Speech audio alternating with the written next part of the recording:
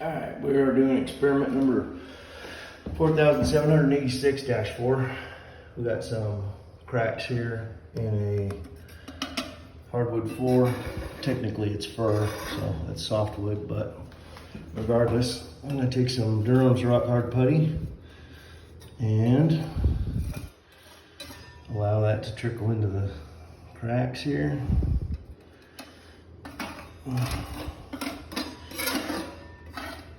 Now I tried the glue and sawdust technique on a whole bunch of this floor and it does work, but it is very labor intensive. So we're going to try a slightly different method here. So I have a really soft bristled brush and I'm going to gently brush that in, fill the cracks. Just keep working that back and forth until the cracks are filled in. Take my excess, get it out of the way over here. Then I'm going to take this mop, which is slightly damp, and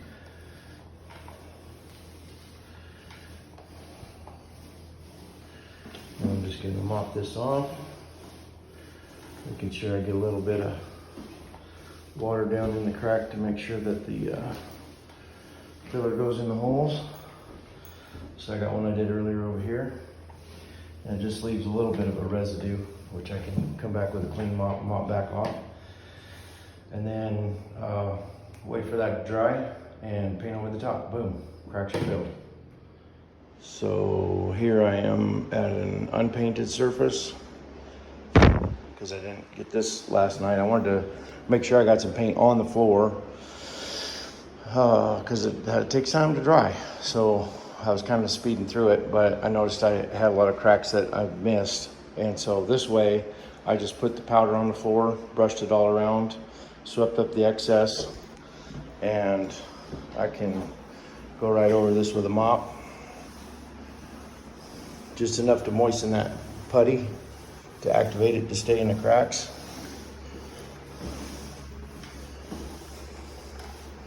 And then I wait for that to dry. And then once that's all dry, then I can go ahead and paint over it, and I'll have all my paint running down between the cracks in the floorboards. Here is what I'm using to paint the floor with. It's a oil-based exterior barn and fence paint. Generally an exterior paint has just got UV protection in it. But this is a pretty good sticky paint. I wanted something that was gonna adhere well to this floor. And the problem I was having was it's hard to find any oil-based paints anymore unless there's the porch and deck paint, but generally that comes in gray. I couldn't find it in red. And trying to get somebody to add tint to an oil-based primer.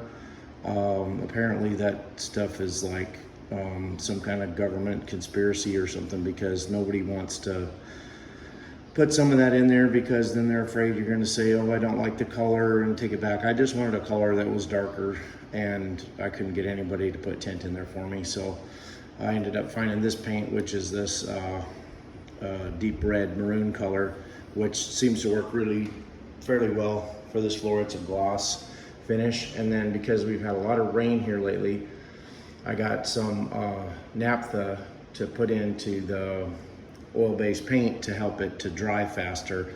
The old timers used to use something called Jap Dry, and now I guess it's called Japan Dry because you can't say Jap Dry. So if you were wondering what that is, it's basically 97% naphtha and like 3% cobalt or something, but I couldn't find it on the shelf, so I ended up getting just the naphtha, which seemed to work okay for speeding up the paint drying process. Added a little glug into a gallon. I can't tell you exactly how much I put in there, and just don't put too much, and then stir it up real good and then apply it to the floor. And with the humidity, it kept the dry time down to something reasonable so that I could come back the next day and recoat. And what else? So this can be used for cleanup, just like a regular paint thinner. So if you just want to get one product that'll do all of that, then that works, and it dries without a residue.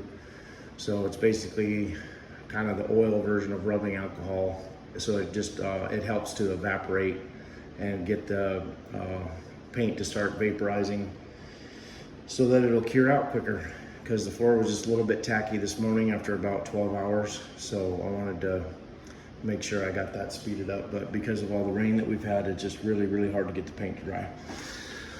All right, so that's the project. Kind of see what we got going on here. And this is the sections that I sealed with glue and sawdust mixed, worked it down into the cracks. And I'm really thinking that this other system is going to work better with the Rock Hard Putty. So I'm curious to see how that's going to come out.